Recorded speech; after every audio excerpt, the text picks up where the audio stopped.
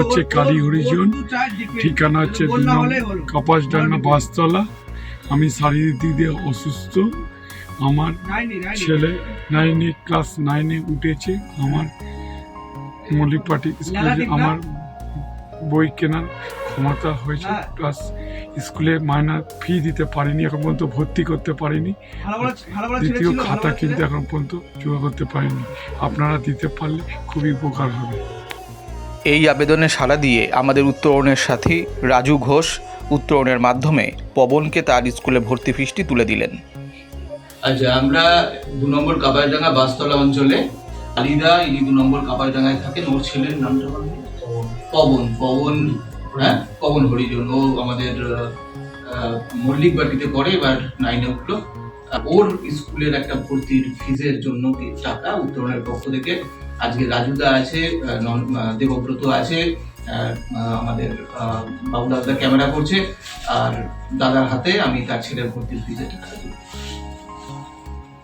আমার খুব ভালো লাগছে, যেটা আমি দাদাকে বলেছিলাম সেই জিনিসটা আজকে উপকারটা পেয়েছি। এই বাচ্চাটি রামকৃষ্ণ স্কুলে পড়ে, এর ভর্তির জন্য টাকা লাগবে, সেটা যদি আমাদের গ্রুপের তরফ দিয়ে একটুখানি ব্যবস্থা করে দেওয়া হয় তো খুব ভালো হয়। বাবার একটুখানি আর্থিক অবস্থার অসুবিধা আছে, এমন কাজ বাজ নেই। ওর বাবা মাটি কাটার কাজ করে, তো এখন খুবই কাজের অবস্থা খারাপ, তাই ওর জন্য একটুখানি যদি কেউ সাহায্য করে ভালো। আচ্ছা, ওর নাম কি? প্রিন্স। আর বাড়ি হচ্ছে হুগলি কানাগড়। আর এবারে তুমি কোন ক্লাসে উঠলে? 6। এই আবেদনে সাড়া দিয়ে আমাদের উত্তরণের সাথী কিঙ্কি চট্টোপাধ্যায় প্রিন্সকে স্কুলের ভর্তি ফিস প্রদান করে তাকে সহযোগিতা করলেন। কয়েকদিন আগেই এই বিশ্বনাথ দার কথা আমাকে বলেছিল। তো যাই হোক, দাদার সঙ্গে যে কথা হলো, তো দাদার মেয়ে ক্লাস 10-এ উঠেছে। স্কুলটা বল, বাণী মন্দিরে পড়ে। তো দাদার একটা জীবনে একটা লড়াই এবং ইকোনমিক দিকটাতে একটা স্ট্রাগল, কিন্তু তাতে দাদার পাশে উত্তরণ আছে। জানতে পারলে আগামী দিনেও থাকবো।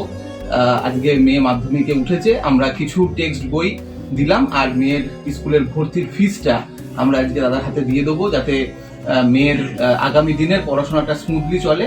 এবং আরেকটা আশা রাখবো যে এই কাজটুকু করবার জন্য যারা বিভিন্নভাবে সহযোগিতা করেছেন, অবশ্যই মায়াদি বা জগন্নাথদার কথা বলতেই হয়। তারা পাশে না থাকলে উত্তরণ আজকে এত বড় কাজ করতে পারতো না।